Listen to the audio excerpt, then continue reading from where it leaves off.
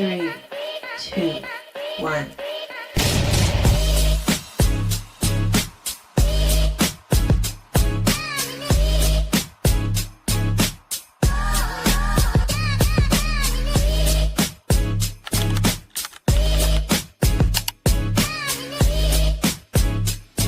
Three, two, one.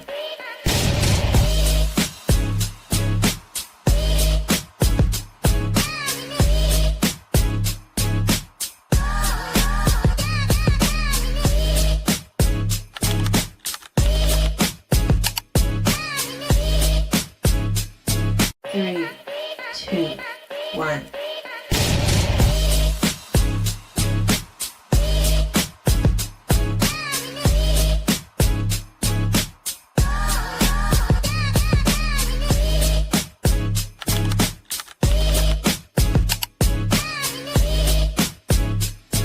Three, two, one.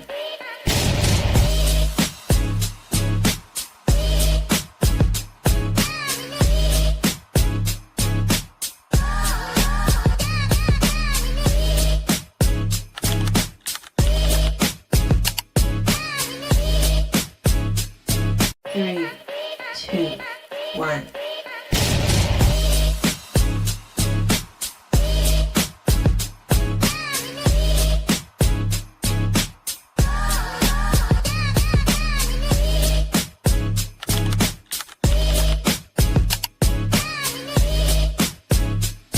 Three, two, one.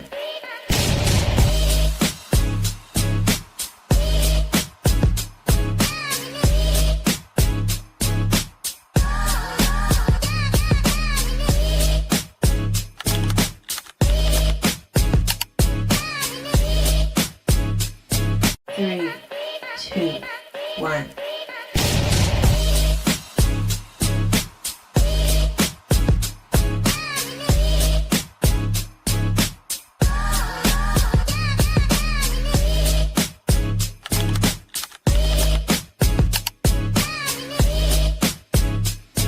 Three, two, one.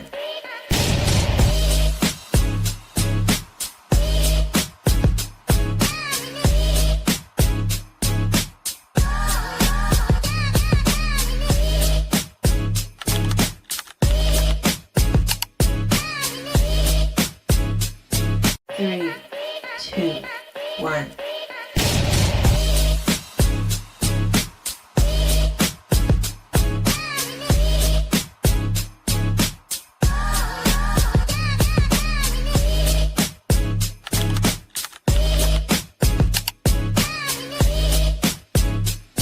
Three, two, one.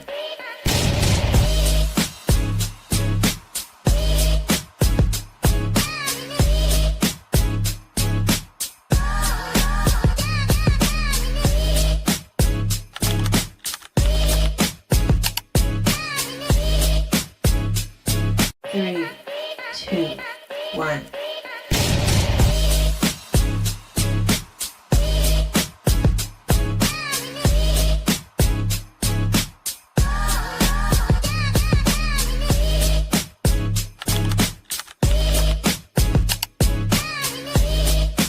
Three, two, one.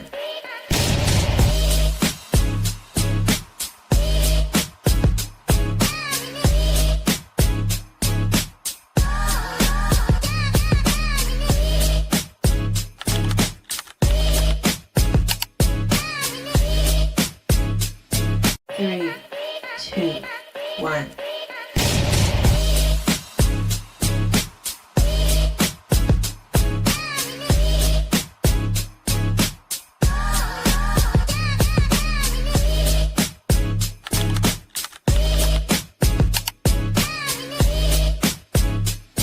Three, two, one.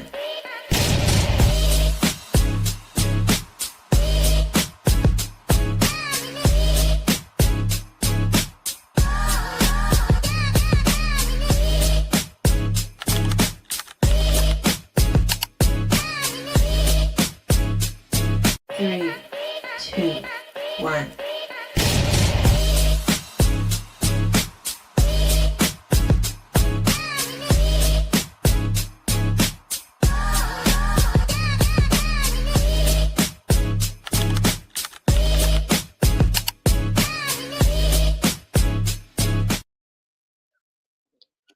What's up, hippies?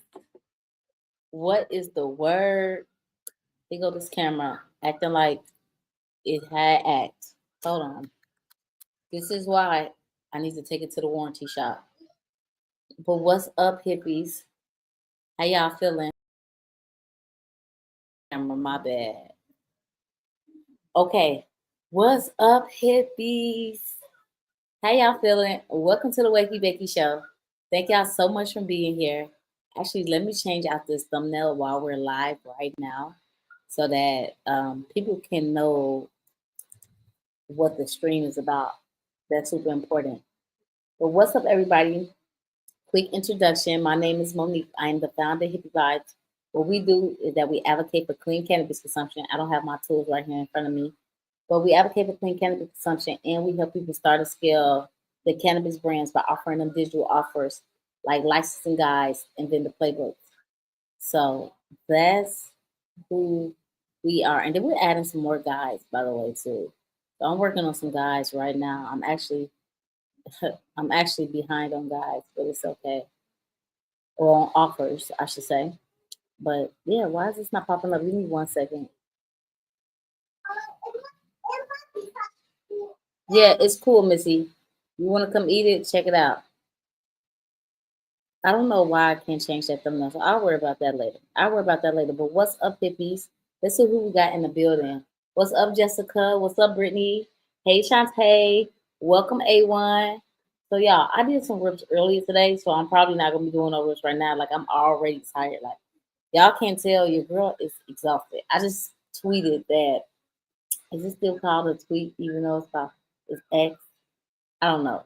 But I put up on that how like I'm not adjusted to Asia timeline or the sleeping schedule yet, bro. I am still tired. Like I'm not gonna lie. Like around this time, it's like I feel like I done did it 24 hours, and then I'm up at 5 o'clock in the morning. So yeah, we're gonna figure that one out. But let's get into the Wakey Bakey show, and we're reading the book called "Never Get Angry Again" by David J. Littleman. Yo, Big Dre, what's the wordy? Welcome, welcome. Thank you for stopping through the Wakey Bakey show. We appreciate you. We appreciate you. We appreciate you. Let me make sure we pulling this up. But I like to give out this full disclaimer. You know, take this book with a grain of salt. You don't have to believe nothing that's in this book. This book has absolutely been scratching my life. No, that one's not burnt. Look at that one. Look at that one. Y'all. You see? So eat that one. Eat that one, Missy. Yo, I keep burning the piece on accident. Because we don't have an oven and I'm getting used to the Vietnamese stoves. And it's like it's getting hotter than what I'm expecting to get hot. It's crazy. Yeah, you can eat it from the back, Missy. Eat it like that. Okay. But what's up? You at work? Yeah. So this book read is gonna do it for you. How y'all feeling? Before we get into the book read, drop one word. How y'all feeling? I'm grateful. I'm blessed. I'm still here another day. Okay, another sleigh. Shout out Jesse Fries. But we are here. Missy, grab that for me. Thank you. So for y'all that's following along, we are on page 105 and it says painless game plan.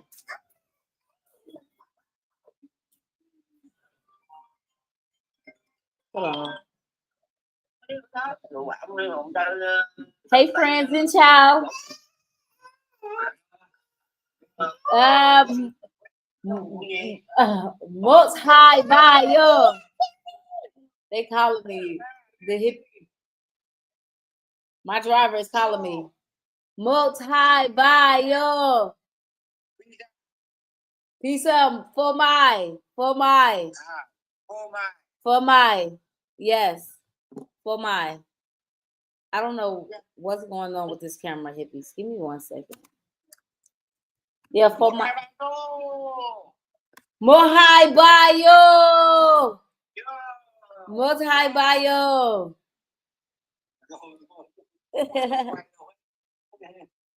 Yes, friend. Okay. Xin chào. Xin chào. Xin chào. Là gì đó? Okay, friend. Bye. Okay. Tomorrow. Tomorrow. Oh, Legacy. Yes. Legacy. Yes. Legacy. Legacy friend, say bye. This is my driver, y'all. All right. Bye. Bye. My driver's calling. They be calling to check on me. Okay. Let's go. So this is the book read. Full disclaimer, take it with a grain of salt. We's in here, we's in the building. Thank y'all for sticking around. So we're gonna read from page 104. So page 104, phrase 5, make things right. If we profited in some way, then we must give back what doesn't rightfully belong to us.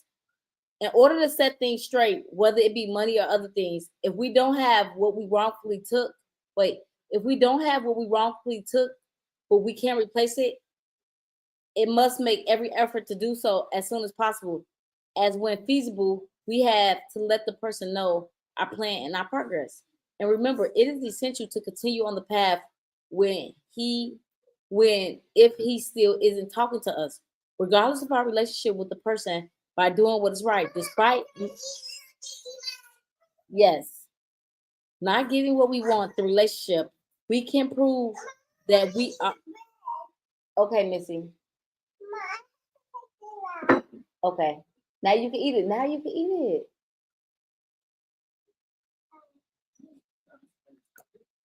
Missy, you can eat this too. Y'all, I'm not finna play with this girl. Okay. Regardless of the relationship, let me pull up my retake chat. All right, retake fam. It says, regardless of the relationship with the person, by doing what is right, despite not getting what we want the relationship, we can provide that we are the kind of person we want back in his life. Yes.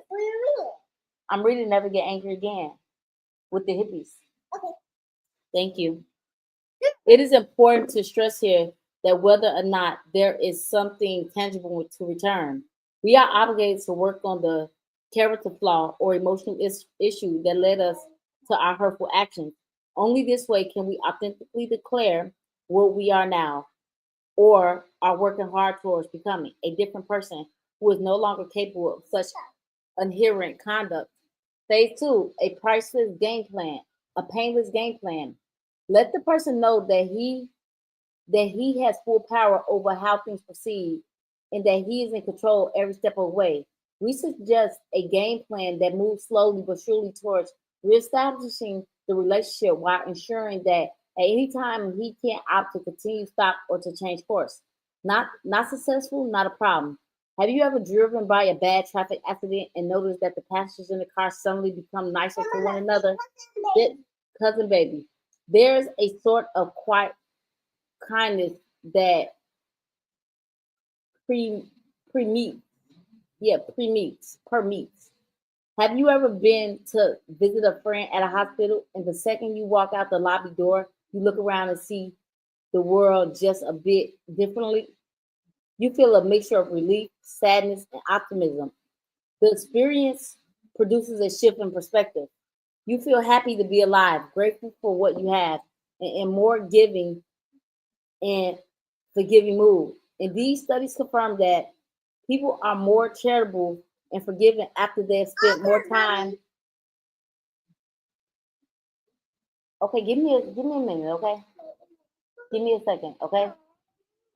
Okay, give me a second, okay? Give me a second, okay? Thank you. It says, I said, give me a second. Let me finish reading with the hippies and I'll give you what you need, okay?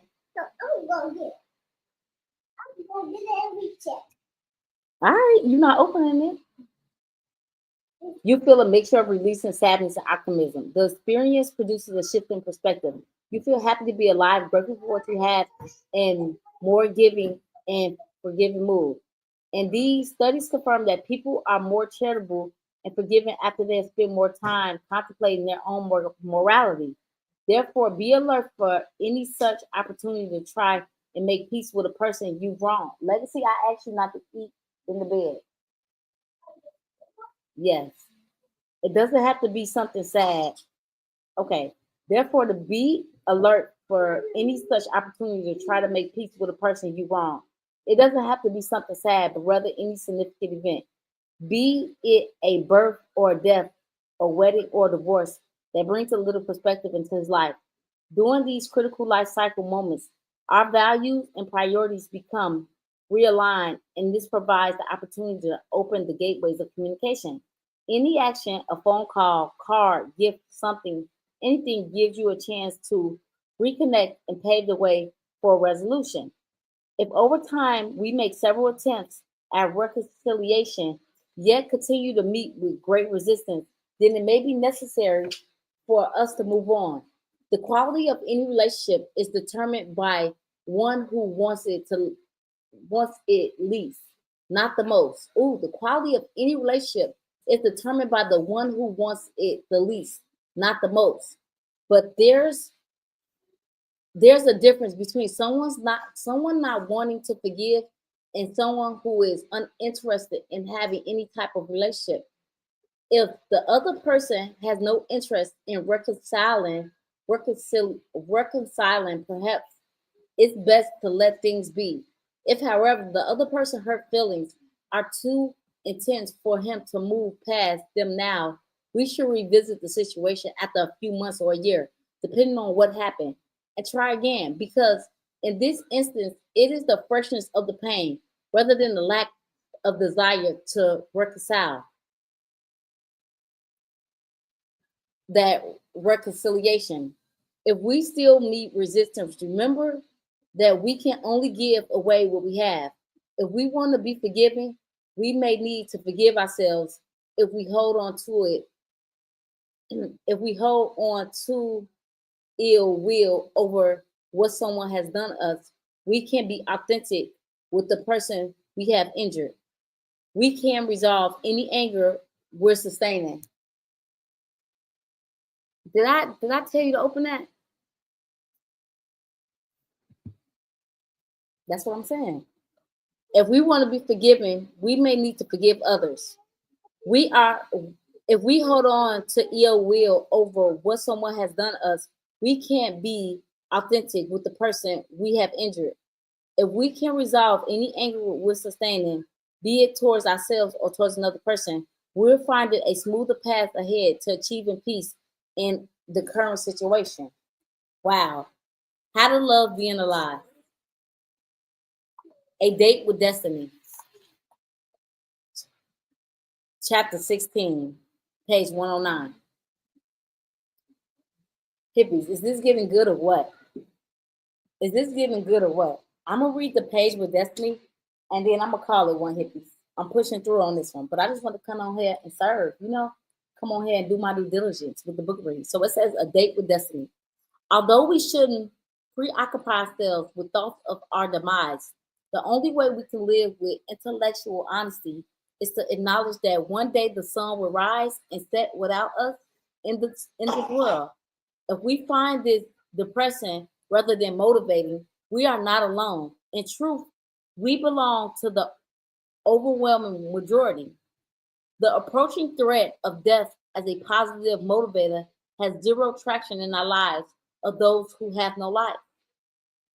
On the contrary, thinking of death doesn't make them want to live, but rather they welcome their final exit so that they can permanently escape. Dr. Dean Ornish, Harvard professor and president of the Preventive Medicine and Research Institute, writes, people may initially get interested in changing their lifestyle because they are hurting. But what sustains these changes is not fear of dying, it's joy of living. What often lies at the root of self-destruction behavior is loneliness, depression, and isolation. The number one epidemic in America is not obesity or heart disease, it is depression. Whoa. The most commonly prescribed prescription drug last year was antidepressants. We assume that people want to live longer, by telling someone that they will live longer if they just quit smoking and change their diet is not very motivating. If they feel depressed, stressed out, and unhappy, people are trying to kill themselves because they want to die. And being informed that their actions will hasten their death incentivizes self-destructive behaviors. When death is not a deterrent, it doesn't stop their self-destructive behavior and only incites their in solace in regard to life. In solace in regard to life. The key to self-control. Hey, come on, let me help you. Come on. Can you pull the top up? Let me help you, Lexi. Okay. It says the key to self-control. A well-lived life gives meaning to death. And in exchange, death gives renewed meaning to life. Therefore, the constructive behavior of contemplating death is in force only when we appreciate life itself and our lives in particular. Otherwise, we experience no real shift in our mindset. We just slide along the spectrum to another shade of gray. Coupons have expiration dates to force us to act, but we're not interested in the products. Then the coupons are just as useless to us before the date as they are after that date. Having purpose in our lives gives us a broader perspective on life and on death. This is critical because a pivotal factor in our ability to exercise self-control lies in how we manage our fears. Terror management theory explains that we deal with the fear of death and the resultant anxiety in one or two ways. When we live full, robust lives, we tend to embrace our values and beliefs, whatever brings meaning to our lives, known as mortality. Silence hypothesis, it promotes self-regulation. If we already have one foot in the land of escapism, we are inclined to pacify our fears with further indulging ourselves in anything from chocolate to extravagant vacations. This is known as anxiety buffer hypothesis. For this reason, stories on the news relating to disaster and death make viewers respond more positively to advertisements for status products such as luxury cars and designer clothes. A shrinking world compounds our prospects for experiencing emotional distress because terror management is no longer confined to our own lives and experiences. Thanks to the technical age, our brains must process in confining numbers of is those clement okay. I don't know why can I get this word. I don't know why can I get this word out. Give me a second. So hippies, y'all know if we don't know a word, we look it up. Stealth. Don't come over here with that energy. It's 6 o'clock in the morning, okay? It's too early. Like this be so hilarious to me. It's tomorrow day. It is tomorrow day, Missy. So it says, let me see. I lost my train though. Y'all know I did rips before the live, okay? I meant to say the rips for the live, but I had did the rips before the live and not on the live. So where was I just reading that? Because somebody named Steph. No, don't come on here talking about you joking. Like, what if I wasn't in a good mind state today and you come over here with that nasty attitude? See what I'm saying? We don't have time for that chat. Where was I at? Terror management is no longer confined to our lives and experiences. Thanks to the technical age, our brains must process a confining number of, that's where I was at. Okay. Because, yeah, when we don't know a word, we look it up, chat. Clementi. What? Hold on. Okay.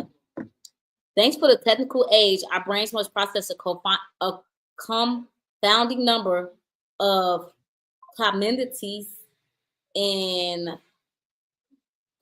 what? This is what I'm saying. Y'all know a psychologist wrote this book, so some of these words be like, what is going on? Communities and towers. I don't know. I'm not even gonna try. An event causing great or sudden damage. Catastrophic, right? Okay. Communities and why can I get it out? And club and club. I don't know. No, it's okay. It's okay. It's okay. It's okay. Okay. I don't know why I'm feeling tongue twist today.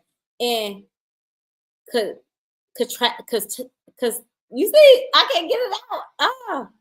Catastrophes, all of which we log and launch as clear present dangers. In the days of our ancestors, or even thought a good portion of the 1900s, by the time one heard the news, it was not news anymore. Our forebears' sensors was not constantly overwhelmed with photos and videos of every natural disaster that took place within the past 20 minutes. We are too easily overloaded by all the horrors we witness via technology, right in our living rooms, bedrooms, or even cars.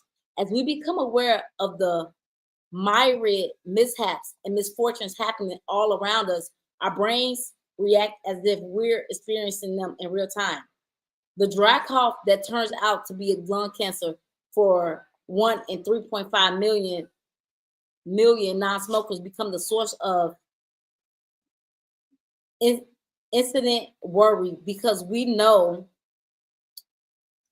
so many people who had such a diagnosis. We turn away from statistically improbable in favor of fear because of all the people in our lives whose stomach aches turns out to be tumors, who were randomly attacked in a broad daylight or become paralyzed from a mosquito bite.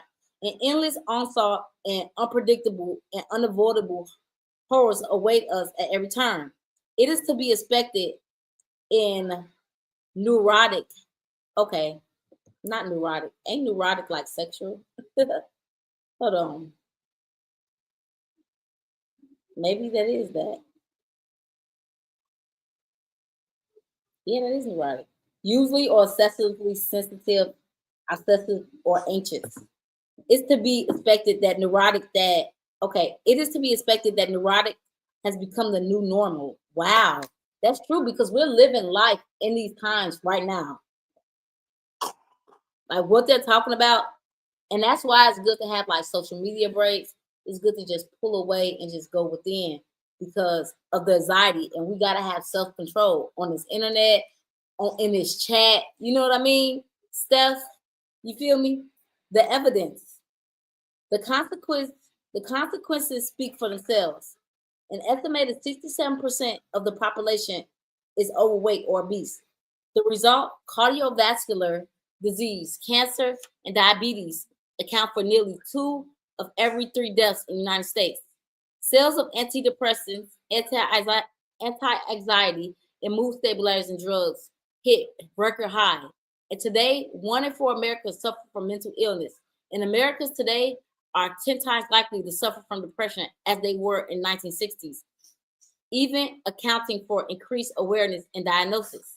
Our coping mechanism for physical pain has been similarly.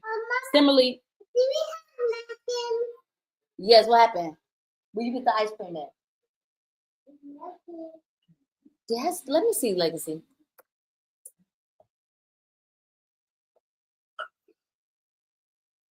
That's why I asked you, can I open it? It's okay. I just want you to listen more, okay? Thanks, Mommy. You're always my best friend. You're my best friend too.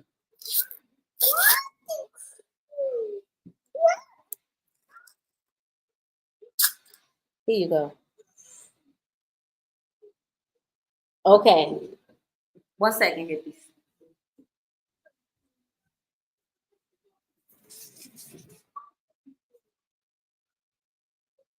Okay. Okay. So it says, drop. First of all, drop a one if y'all enjoying the book read. It says our coping mechanism for physical pain has similarity compromised. In the United States, the number of prescriptions written for major painkillers rose 90% between 2003. Thank you, Seven. You see, I was like, what's going on? And I'm like saying the same word. Thank you. I appreciate you doing the breakdown for me. I be needing people like you in the chat. See, coming on here with a sense, using your frontal lobe this morning, not your third eye, you know? Not this third eye, the other eye. But anyway, it says in the United States, the number of prescriptions written for major painkillers rose 90% between 2003 and 2011. In total, according to New England Journal of Medicine, 106 million Americans suffer with persistent pain, and what did it say? Astounding 1 out of 3 people. Our tolerance for reality, much less pain for any sort, is crippled. Okay. Cry to stop. Okay. What is this? Last page, hippies, and I gotta get on my next call, okay? But I hope y'all is enjoying the book read.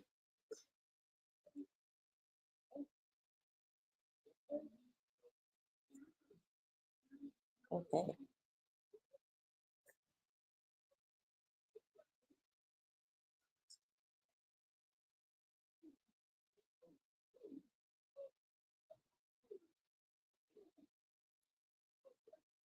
Crystallizers. What's crystallizers? What is that? It says the word is pronounced crystallizers. The first is stress, and the pronunciation can be broken down as crystallizers. Crystallizers definition. I don't like when you on Google. I could have just went to ChatGPT, but it's just like I'm here now. It says an industrial vessel. No, and so many words. Stress. Okay, the critical necessity to know exactly what we are living for. Nothing other than yes.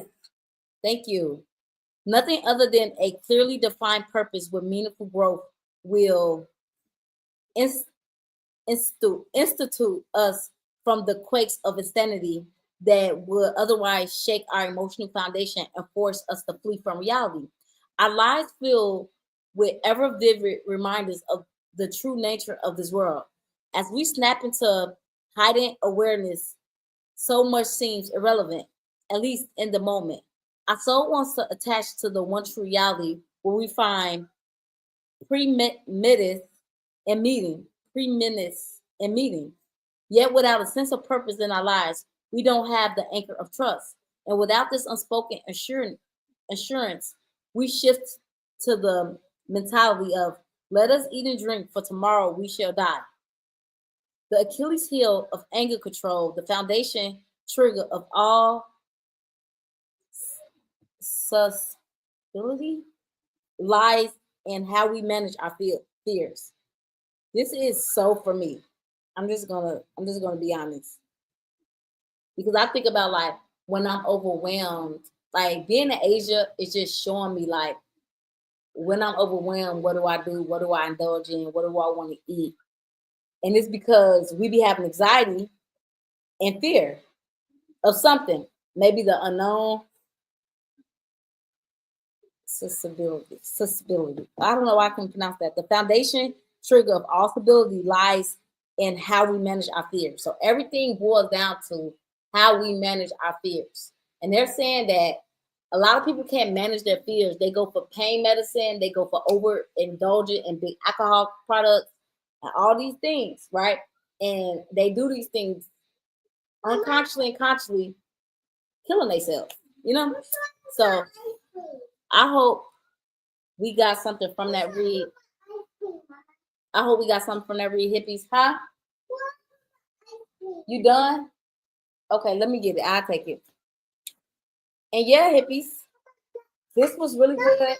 I needed this. I'm not gonna throw it away. Just put it on the plate. Just put it on the plate. Yes. Just put it on the plate. So y'all have a beautiful, beautiful Monday. Hope y'all got something for the book read.